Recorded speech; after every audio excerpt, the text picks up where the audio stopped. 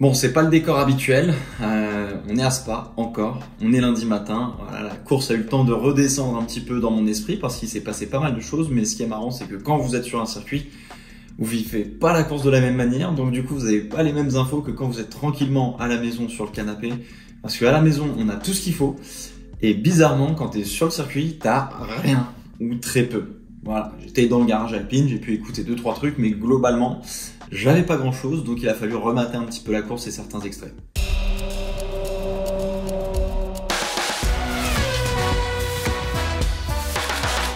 Salut tout le monde, bienvenue dans le Fast 5 réactions sur le Grand Prix de Belgique 2023 de Formule 1. C'est un Fast 5 qui va être un petit peu plus court que d'habitude, parce que j'ai pas encore tout bien fait comme d'habitude, comme ce que je fais. Là on est un petit peu hors studio, donc forcément ça va être un petit peu plus Wall again Beast to Fly. J'ai tenté de faire un Fast 5 justement dans le paddock, mais en vrai le paddock c'est pas forcément le bon endroit pour faire un Fast 5. Donc du coup bon bah voilà, on se retrouve dans la chambre d'hôtel tout simplement avant de retourner sur Paris. Première réaction, moi je voulais parler de la course de Yuki Tsunoda et surtout même du week-end global de Tsunoda qui a été plutôt bon pour une AlphaTauri, j'ai envie de te dire. On sait que AlphaTauri c'est vraiment compliqué depuis le début de la saison. Là ça a l'air d'aller peut-être un petit peu mieux. Yuki Tsunoda en interview, il est assez heureux d'avoir Daniel Ricciardo désormais à ses côtés. Ricciardo qui a loupé finalement le passage en Q2 par un temps qui a été annulé pour cause de limite de piste. C'est un petit peu dommage parce qu'il en avait peut-être un petit peu plus sous la pédale. Mais globalement, Tsunoda, il a fait un super premier tour. Il a fait un très bon premier stint, entre guillemets, qui a été aussi peut-être un petit peu aidé par le fait que Carlos Sainz avait des dégâts et qu'il faisait un petit peu le bouchon et ce genre de choses. Derrière, bon bah la course elle a été ce qu'elle a été, mais bah il finit quand même dans les points, pas très loin de Pierre Gasly entre guillemets qui pouvait revenir pour peut-être le dépasser. Il manquait peut-être 1 ou 2 tours je dirais pour que Pierre tente une attaque. Yuki Tsunoda a fait un super week-end, tout simplement. Ça fait plaisir de le voir un petit peu plus positif parce que ces dernières courses c'était vraiment pas simple. Donc ça fait du bien de voir l'AlphaTauri un peu performer et jouer un petit peu des conditions de course comme ce qu'on a vécu à Spa. D'un point de vue stratégie, ça a été plutôt pas mal, médium soft de mémoire. Forcément, on va le voir avec McLaren dans une autre réaction. C'était une bonne stratégie, mais c'était pas la meilleure forcément à faire. Voilà, il a réussi à jouer son coup. Il y en a d'autres qui attendaient un petit peu la pluie, comme Pierre Gasly. Finalement, c'est pas arrivé, donc ça lui a un petit peu été positif. Donc globalement, il a réussi à maximiser pas mal de choses. Et Daniel Ricciardo s'en est pas trop mal sorti en vrai pour un retour. Il se débrouille vraiment plutôt bien. Donc j'ai hâte de voir ce que ça va donner pour la suite. Et surtout sur la fin de la saison, de voir un petit peu ce que Tsunoda et Ricciardo vont pouvoir faire. Il va y avoir peut-être une très belle émulation dans l'équipe. Et en tout cas, c'est ce que dit Tsunoda, que ça se passe bien. Donc tant mieux pour eux. Maintenant, va falloir travailler et faire avancer l'équipe qui changera de nom à la fin de la saison. Je sais pas du tout quel nom ça va prendre, mais intéressant. En tout cas, Laurent Mekies va arriver très bientôt chez AlphaTauri, donc hâte de voir ce que ça va donner. Deuxième réaction, on va parler de Charles Leclerc. Tu sais quoi, on va parler de Ferrari, de Charles Leclerc qui a réussi à maximiser son Grand Prix dimanche. La Ferrari était rapide. Il y a eu un petit train DRS où Verstappen avait du mal à rattraper Lewis Hamilton, qui avait du mal à rattraper Charles Leclerc, qui tous les deux étaient au DRS. Évidemment, Pérez a réussi un petit peu à s'échapper au départ. Le départ n'était pas non plus fulgurant, mais la Red Bull... Tu veux que je dise quoi? La Red Bull, après le Rédillon, terminé bonsoir, on pouvait pas faire grand chose. Mais sinon, globalement, le rythme de la Ferrari, il était vraiment très bon sur l'ensemble du week-end. Ça fait plaisir de voir que ça revient un petit peu devant. Et en performance pure, désolé, mais Ferrari, c'est devant Mercedes, c'est devant McLaren, c'est devant Aston Martin sur ce Grand Prix. Donc, encore une fois, cette P2, P3 du championnat, elle n'est pas encore jouée. Faut voir comment ça va évoluer pour Ferrari, notamment à Zandvoort et à Monza. Si la voiture est rapide comme ça, justement sur des circuits rapides à faible appui aéro, tant mieux. Il y a aussi eu beaucoup de conditions changeantes sur le Grand Prix et même sur le week-end globalement. Ça a plu, puis ça a séché, puis ça a replu, puis ça a resséché, etc. Hâte de voir ce que ça va donner, mais en vrai, Charles Leclerc, il a tout maximisé. La stratégie, c'était nickel. Ça s'est pas trop senti en danger sur les arrêts au stand et ce genre de choses. Ça a été intelligent, il savait que Verstappen allait le passer, donc voilà, c'était une question de temps. Mais l'important, c'était de se battre contre Lewis Hamilton et ça a fonctionné jusqu'au bout. Du côté de Carlos Sainz, il y a de la malchance. C'est vraiment dommage parce que je pense que, encore une fois, Carlos, cette saison, ce que fait beaucoup moins Charles Leclerc, quand il prend les choses en main, Carlos Sainz, ça peut très bien se passer. Et il y avait de la perfo dans la Ferrari et c'est vraiment dommage que sur le départ, avec l'accrochage avec Piastri, ils doivent abandonner au bout de quelques tours quand même. Ils ont mis du temps à arrêter la voiture. L'incident entre Sainz et Piastri, c'est difficile à juger en vrai parce que Piastri a tout à fait le droit de plonger à l'intérieur ici. Après, encore une fois, c'est l'épingle de la source. L'épingle, elle est extrêmement serrée. Par le passé, faire un 3 de front, ça peut faire sauter 2-3 voitures qui sont sur l'extérieur.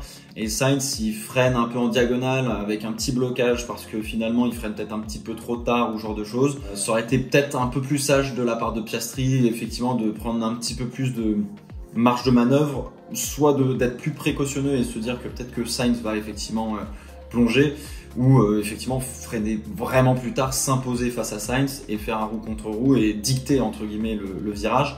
Là, il a plutôt subi le virage, donc il s'est fait enfermer contre le muret, contre la Ferrari, et du coup, dégâts pour à la fois Sainz, dégâts pour lui, où il doit abandonner, et c'est vraiment dommage parce que Piastri avait montré qu'il pouvait faire quelque chose, en tout cas sur la sprint race P2, donc incroyable.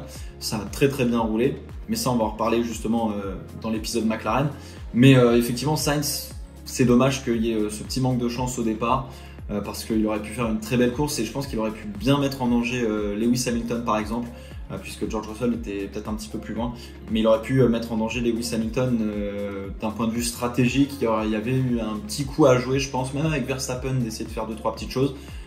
Mais globalement, avec Lewis Hamilton, il y avait un joli coup à jouer pour retrouver les Ferrari P3, P4, parce que bon, il y avait Perez et Verstappen devant, donc ça. Mais globalement, il y avait de la perf, donc un petit peu dommage pour Sainz. Troisième réaction, on va parler un petit peu d'Aston Martin parce que mine de rien, ça fait longtemps qu'on les a pas trop vus, ou en tout cas qu'on n'en a pas trop parlé. Grosse course de Fernando Alonso là pour le coup, ça a bien fonctionné, la voiture avait un bon rythme, mais il est clairement assez loin finalement de la Mercedes de Lewis Hamilton, assez loin de la Ferrari, et on a cette impression que le week-end avec les changements de conditions, le format du week-end fait que j'ai l'impression que ça nivelle pas mal, ou en tout cas ça gomme pas mal les problèmes chez certains. Donc c'est assez intéressant de voir que Fernando a quand même plutôt bien performé. Je parle de Alonso parce que bon, Stroll c'est un petit peu plus compliqué à en parler. Globalement, l'Aston finalement elle était plutôt pas mal par rapport à notamment la McLaren, mais ça on va y revenir, vous inquiétez pas. Si on doit parler un petit peu de la sprint et surtout du shootout, donc de la qualification de la sprint, faut dire ce qui est. Là ils ont vraiment chié dans la colle d'un point de vue stratégique. Justement, donc on a la Q1 de la sprint, de la qualifieuse sprint qui se déroule sur le mouillé, donc pas de souci. Là c'était à coup de celui qui allait passer la ligne en dernier, qui allait améliorer, la piste s'améliorer quoi qu'il arrive parce que il pleuvait plus, donc c'était les inters. Donc en Q2 ça allait sécher, donc techniquement ça allait mettre des inters au début, et en tout cas ça allait tenter de mettre des slicks sur la fin de Q2 pour justement passer Q3. Donc il fallait au moment du début de la Q2 prendre des inters, sortir en inter, claquer un bon temps et se placer correctement, parce que derrière tout le monde allait mettre des softs, ou en tout cas des slicks, et forcément il y allait y avoir peut-être un drapeau jaune, voire peut-être un drapeau rouge. Et donc si tu t'es lancé pas avec tes slicks en début, on va dire, de queue, et t'allais avoir des problèmes parce que probablement il y avait un pilote qui allait se viander. C'était quelque chose qui était tout à fait possible. Et du coup, on voit que les deux Aston Martin ne sortent pas, Alonso sort pas, Stroll sort pas, je crois. Il y avait peut-être une Williams, je crois, qui est pas sortie, c'était pas Albon ou je sais plus qui. Vous me corrigerez dans les commentaires. Mais du coup, ça sort pas, très bien. Donc les autres font leur tour en inter, pas de souci. Stroll sort en médium. Alors, j'ai pas bien compris le move parce que, encore une fois, t'es sur des conditions où faut chauffer la gomme, t'es sur quelque chose d'humide. En vrai, quand tu as des slicks et qui sont vraiment bien chauds, rouler sur de l'humidité, ça se gère plutôt pas trop mal en vrai. Maintenant, quand tu mets des médiums, c'est plus long à chauffer, c'est un peu plus dur à mettre en route, etc. Et bon, peut-être qu'ils voulaient conserver des softs pour la suite, pour la qualif, pour le shootout, pour la sprint, pardon, pour le Grand Prix, que sais-je. En vrai, il y avait peut-être un coup à jouer et se dire peut-être qu'on va garder un train de soft. Finalement, il l'a dit à la radio, les médiums, je sens pas sur la voiture, machin, etc. Il arrive dans l'ancien, comment ça s'appelle? C'est le Speaker Corner de mémoire, qui a plus ce nom-là maintenant. Il y avait aucune trace sèche. Il perd la voiture, il tape le mur, et qui c'est qui se fait piéger par son propre coéquipier? Fernando Alonso, qui ne passe pas la Q2, pas de temps, donc du coup 15e je crois. C'est quand même un move de potentiel champion du monde, comme le dit Fernando Alonso, parce que Lance Stroll est potentiellement champion du monde selon lui. Sacré move en tout cas, mais les deux Aston se piègent elles-mêmes en qualif, ce qui est assez dommageable pour la sprint derrière, et je voudrais juste qu'on parle de ça en vrai. L'erreur de Fernando Alonso dans Pouhon, justement, à suivre, c'était quoi? C'était une As de mémoire, où il prend légèrement la petite bande humide, la bande blanche humide, ou le vibreur, ou ce genre de choses. Alors ça, c'est une erreur qui arrive, et effectivement, qui te fait partir en tête à queue et terminer. Mais cette erreur-là, je la trouve extrêmement bizarre pour Fernando Alonso, en fait. Alonso qui fait ce genre d'erreur, ça n'arrive pas de base, en fait. Et c'est ça qui me surprend un petit peu. C'est ce qui nous fait un petit peu remettre les pieds sur terre sur Fernando Alonso, en se disant... C'est pas non plus le dieu sur terre du pilotage, même si bon quand même. mais je trouve que c'est une erreur qui est assez surprenante et qui est pas du calibre de Fernando Alonso, je trouve. Vraiment, c'est assez bizarre. Je sais pas, je me l'explique pas. Bon, du coup, il se rattrape quand même plutôt bien le lendemain en Grand Prix, puisqu'il prend des gros points pour Aston Martin. Ça fait du bien. Maintenant, probablement que le développement de l'Aston Martin n'est pas allé dans le bon sens sur cette partie de saison, après le gros push du début de saison et puis des essais hivernaux. N'oubliez pas, j'aime le rappeler parce que j'ai l'impression que personne s'en rend compte, mais le temps de soufflerie pour les écuries en fonction du classement, c'est pas juste sur un an, c'est sur 6 mois puis 6 mois. Et au bout de 6 mois, on remet les compteurs à zéro, et c'est ce qui s'est passé là depuis fin juin et le Grand Prix du Canada de mémoire. Aston Martin avait la 3e place au constructeur, donc ils ont moins de temps de soufflerie que ce qu'ils avaient en début d'année, où ils avaient été P7 je crois, donc ils avaient un balle de temps de soufflerie pour envoyer les améliorations et tout. Et très probablement que depuis Canada à peu près, le boulot il est essentiellement sur la voiture de 2024, et que toutes les améliorations entre guillemets qu'on va voir sur la Aston Martin encore cette année, c'est des améliorations qui datent de il y a effectivement un petit moment et qui sont peut-être plus bonnes, ou en tout cas vont faire évoluer la voiture dans pas la bonne direction a priori. On verra ce que ça va donner évidemment, mais là depuis je pense le Grand Prix du Canada à peu près, donc la mi-juin, fin juin, quand on a remis justement les compteurs à zéro et on prend l'ordre du championnat à date, jusqu'à Abu Dhabi, et bien là, Aston Martin, ils ont beaucoup moins de temps de soufflerie, donc tout le temps de soufflerie qu'ils ont, c'est intelligent de le dépenser sur 2024 et pas sur 2023, parce que oui, là ils ont effectivement fait un énorme step-up, mais le step-up c'est surtout celui de l'année prochaine qu'il faut faire, vu ce qui est en train de se passer sur cette deuxième partie de saison, entre guillemets, fin de première, début de deuxième partie de saison, avec McLaren qui revient très très fort, et les Mercedes qui sont aussi vraiment pas trop mal. Donc voilà, faut bien prendre ça en compte. 4e réaction, on va parler de McLaren. Et McLaren, c'est assez intéressant comme week-end de Grand Prix. On s'attendait à ce qu'il soit fort justement sur un circuit comme Spa-Francorchamps, vu ce que ça avait été à Silverstone. Ça avait très bien marché en Hongrie aussi, donc le package fonctionne très bien en global, il n'y a pas de souci. La sprint race, ça s'est très bien passé pour Oscar Piastri. Ce week-end, globalement, McLaren a choisi une configuration avec plus d'appui aérodynamique que ce qu'ils auraient dû avoir traditionnellement sur un week-end à Spa-Francorchamps, qu'il fait sec. Parce qu'on a vu qu'il allait pleuvoir, que les conditions allaient être changeantes. Donc venir avec des ailerons un petit peu plus braqués, qui vont générer un petit peu plus de traînée, donc beaucoup moins de vitesse en ligne droite, ça avait du sens quand il pleuvait. Et du coup, ça a très bien fonctionné pour la sprint race, pour Oscar Piastri, qui fait P2 et qui surtout, en qualif le matin, c'est très bien débrouillé, même sur une piste séchante. En perfo pur sur un tour, ça fonctionne très bien chez McLaren, il n'y a pas de souci. Pour le Grand Prix, c'est là où ça a été vraiment hyper intéressant. On s'attendait à ce que les McLaren dégringolent un peu au classement parce que beaucoup trop d'appui aérodynamique, donc forcément hyper vulnérable au dépassement et aux lignes droites. Bien sûr, dans le secteur 2, où ça demande de l'appui, ça allait recoller, mais derrière, ça prenait une distance, ça prenait un boulevard sur les réaccélérations. Maintenant, ce qui a été super intéressant, c'est qu'il y a eu la pluie à un moment donné dans le Grand Prix. C'est ce qu'attendait Pierre Gasly. C'est ce qu'attendaient d'autres pilotes aussi qui étaient partis et qui se disaient si on peut sauter un arrêt, ça peut être pas mal. En fait, Lando Norris, à ce moment, quand il commence à pleuvoir, il rentre au stand, on lui met des pneus soft. Quand j'ai vu qu'il mettait des pneus soft, je me suis dit mais qu'est-ce qu'il fout chez McLaren? Il y a un truc qu'ils savent que nous on sait pas. Et en fait, au moment où il commence à pleuvoir, j'étais dans le garage Alpine et j'avais le casque sur les oreilles, donc on entendait les météos, la météo qui arrivait. Donc on nous disait dans 2 tours ça pleut, dans 2 tours ça pleut, ok ça pleut dans la pit lane, comment ça se passe dehors, machin truc, etc.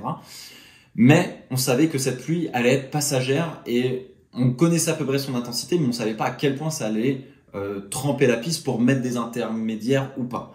Chez McLaren, en fait, on a pris le pari, on s'est dit, ok, tu sais quoi, on a une voiture qui a de l'appui aérodynamique, donc qui va charger les pneumatiques. L'appui, elle est passagère, donc on va miser dessus, vu que Norris a dégringolé au classement en début de Grand Prix avec un arrêt un petit peu tôt de mémoire, donc il s'est retrouvé vraiment dans le fond du classement. Et du coup, avec un bon pilote, en espérant que la pluie mouille pas trop le tarmac, on va mettre des pneus soft, parce que les pneus soft, ça grippe, parce que les pneus soft, ça chauffe facilement et ça a de la perfo. Donc on lui met des pneus soft et go. Et en fait, des pneus soft avec une piste légèrement un peu grasse, humide et pas mal d'appui sur la voiture, elle était avion la caisse. C'était le meilleur compromis que tu pouvais avoir à ce moment-là, dans ces conditions-là, en termes de voiture et en termes de réglage.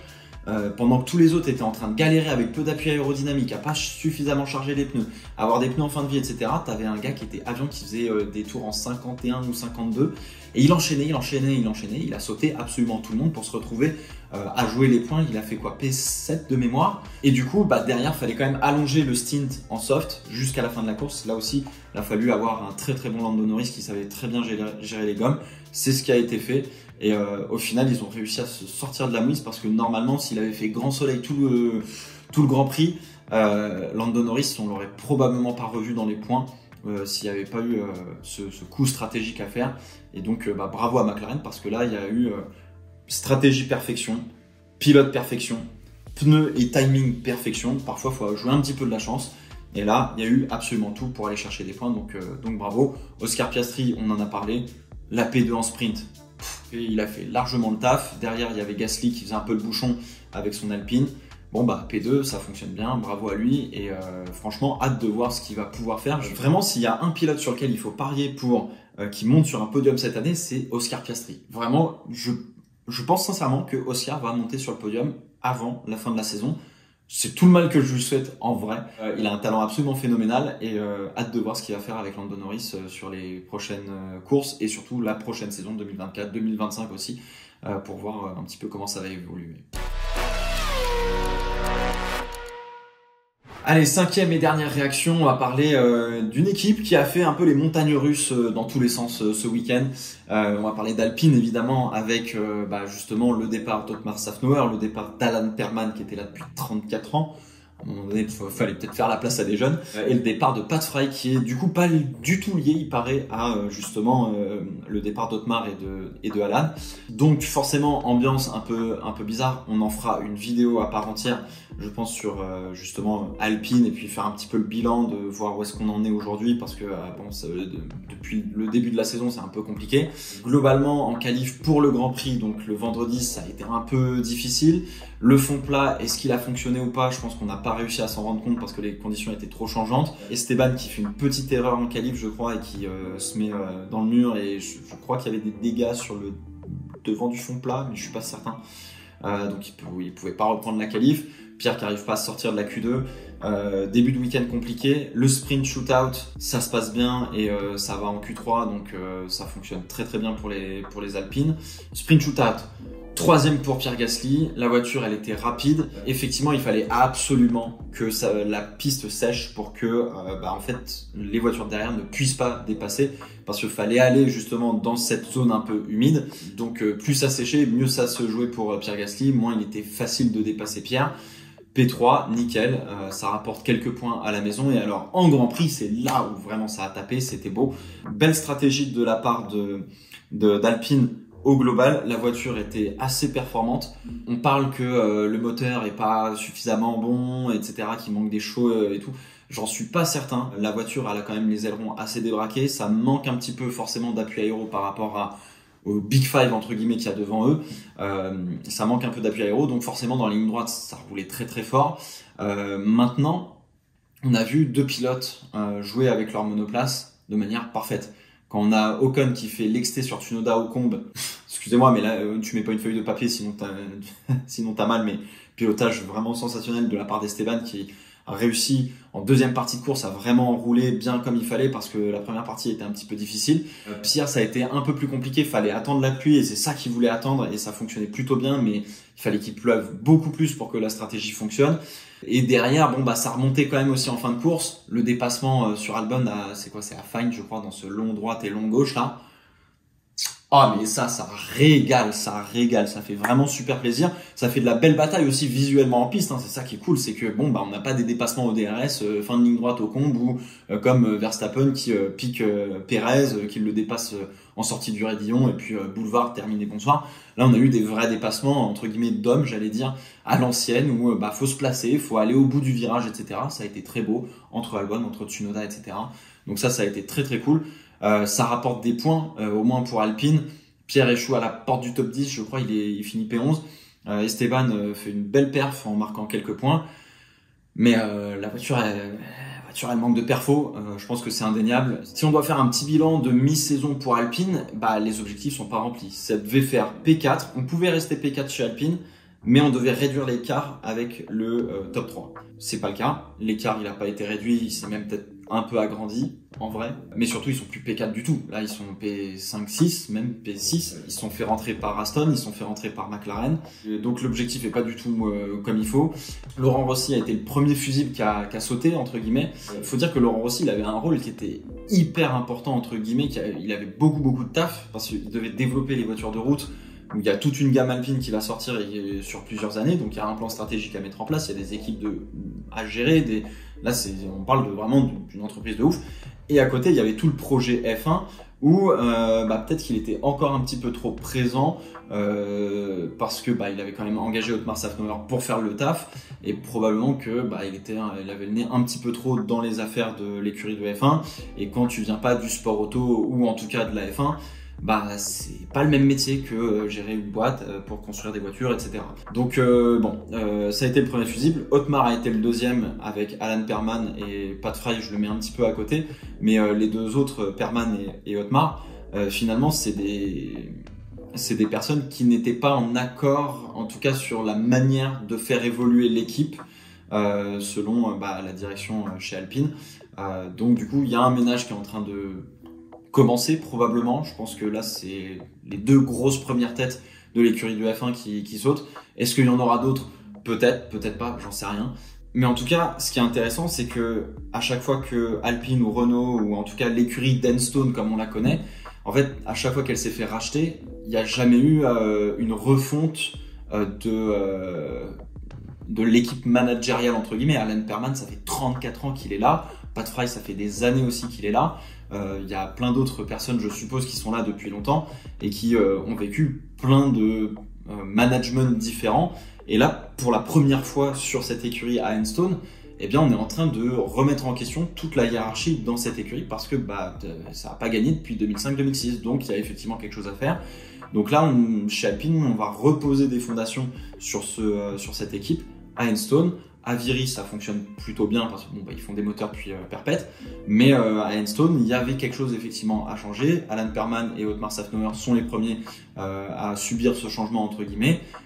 Quelle va être la suite? Ça, c'est une bonne question et j'espère qu'on aura des nouvelles assez vite sur des beaux noms en tout cas, ou peut-être que ça va faire monter des gens en interne et regagner cet esprit d'équipe en mode là on a la dalle, on veut la gagne, parce que je pense que dans le body language des mécanos et de tout le monde, on voyait que Alpine c'était pas dans body language pour aller chercher des podiums et la victoire comme c'est le cas chez Aston Martin ou chez McLaren, où on sent que quand ça va pas, on fait le dos rond, on se met à bosser sérieux et puis on y va, et quand on fait la fête, derrière on se remet au taf très très vite pour pouvoir continuer de gagner. Là on avait un petit peu moins cet esprit là, j'ai l'impression. Vous me direz ce que vous en pensez dans les commentaires, mais voilà, en tout cas on refera une vidéo à part entière sur le sujet.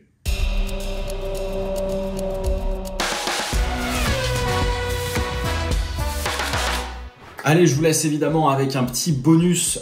Bravo à Théo Pourchère qui est monté quoi 2 fois sur le podium, si je dis pas de bêtises, ou en tout cas il reprend la tête du championnat F2 puisque Fred Vestis est sorti en tour de mise en grille où c'était vraiment pas simple pour en avoir discuté avec Théo. Il s'est dit ouais non là c'est hyper dangereux de partir avec les softs qui sont pas encore chauds, qui sont neufs sur une piste qui est hyper glissante. Victor Martins s'est mis dans le mur en sortant justement des pits. Il s'est mis pour la mise en grille, il a juste touché un aileron et puis voilà. Victor qui, encore une fois, a un super bon rythme, mais qui dans les détails, il y a des choses qui sont à fignoler. Le départ, ça fonctionne pas bien. Les stands, pareil, il se fait choper sur vraiment 0,3 km/h je crois, donc 5 secondes de pénalité. C'est plein de petites choses comme ça qui fait que Victor pourrait avoir beaucoup plus de points, être probablement en bataille avec le championnat, mais en tout cas il y a un vrai rythme et surtout on est content pour Théo qui reprend les rênes du championnat et là maintenant il va falloir envoyer du steak puisqu'on a Zandvoort, Monza et enfin Abu Dhabi, donc il reste 3 meetings de Formule 2 pour finir la saison, à voir ce que ça va donner et puis malheureusement pour Isaac Hadjar qui a fait la petite erreur et l'erreur elle est pour tout le monde, hein. C'est le petit patch d'humidité en sortie des stands. Il prend sous virage, il tape le mur, terminé. C'est vraiment difficile comme première saison pour Isaac, donc hâte de voir ce que ça donnera probablement l'année prochaine. Et Clément Novalak, je crois qu'il a abandonné en feature race, il me semble, assez tôt, donc voilà, c'est des choses qui arrivent. Mais en tout cas chez ART, ça fonctionne plutôt bien. Maintenant, il faut que ça continue. Voilà, c'est la fin de ce Fast 5 qui est déjà beaucoup trop long parce que quand j'ai pas de script, forcément, je m'étale comme jamais. Si je devais parler de Formule 1 toute la journée, je le ferais. On ferait des vidéos qui dureraient à peu près 2h30. Je crois qu'il pleut plus. Mais en tout cas, je vais mettre les bagages dans la voiture et je vais repartir tranquillement sur Paris. D'ici là, bonnes vacances parce que ça y est, c'est le shutdown, c'est le summer break. Donc on se retrouvera fin août à peu près pour de nouvelles vidéos. Évidemment, on reparlera de Formule 1, etc. Puis il y aura évidemment le GP Explorer mi-septembre. Comme c'est marqué sur la page du KissKissBankBank, vous aurez évidemment la distribution, enfin la livraison en tout cas des packs pour le livre et premier virage. Voilà, sur ce, on part en vacances, je vous fais des bisous, évidemment profitez bien, faites attention à vous, et puis on se retrouve très bientôt. Ciao ciao.